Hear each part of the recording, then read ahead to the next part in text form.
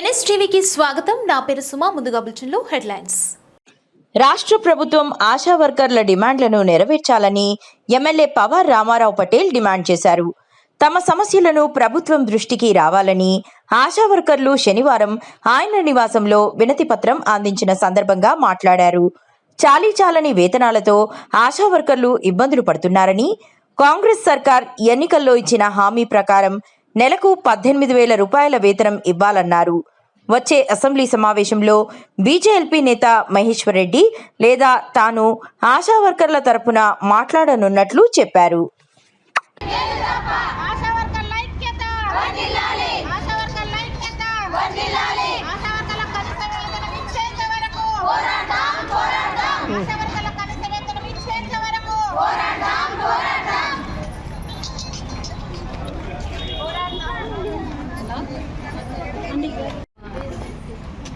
కూర్చున్నప్పుడు వాళ్ళు కాంగ్రెస్ వాళ్ళు వచ్చి ఏమన్నారంటే, అంగన్వాడీకి ఆశాకు 18,000 సాలరీ చేస్తాము, వాళ్ళకు కాంట్రాక్ట్ పద్ధతిలో తీసుకుంటామని చెప్పింది.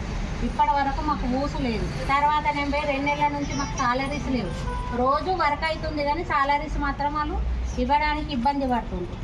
మరి మేము ఏం దీన్ని చేయాలి? వర్క్కి అయితే రావాలంటారు. పొద్దున్న 9 గంటలకు ప్రజాపాలన, ఆ పాలన, ఈ పాలన అనుకుంటే రండ్రీ అంటారు, ఇమ్యునైజేషన్లు అనుకుంటారు. కానీ ఇప్పుడు మాత్రం ఆశా వర్కర్లకు సాలరీ ఇవ్వడానికి ఈ కాంగ్రెస్ ప్రభుత్వము వెనుకాడుతుంది.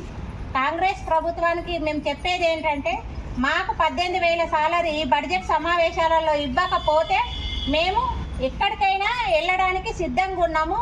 మళ్ళీ సమ్మె చేసి టెంట్ వేయడానికి కూడా సిద్ధంగా ఉన్నాము.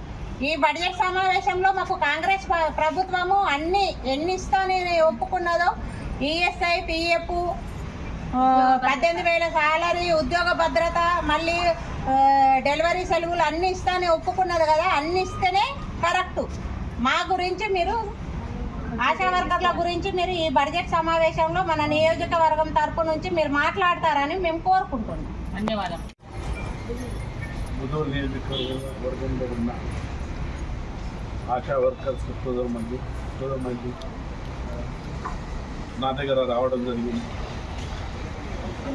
కాంగ్రెస్ ప్రభుత్వం, ముఖ్యమంత్రి రేవంత్ రెడ్డి గారు ఏదైతే కుర్చీ మీద కుదున్న కన్నా ముందు హామీలు ఇచ్చాడు, 18,000 వేతనం ఇస్తాము చెప్పడంతో వాళ్ళక్కడ నిరాదీక్ష కూర్చున్న వాళ్ళు వెనుక చేశారు. 2.5 సంవత్సరాలైనాయి. ఇంతవరకు మా ఆశా వర్కర్స్ చెల్లెళ్ళ మీద ఎటువంటి చర్యలు తీసుకోవచ్చు. ఖచ్చితంగా ఈ బడ్జెట్ సమావేశంలో అసెంబ్లీలో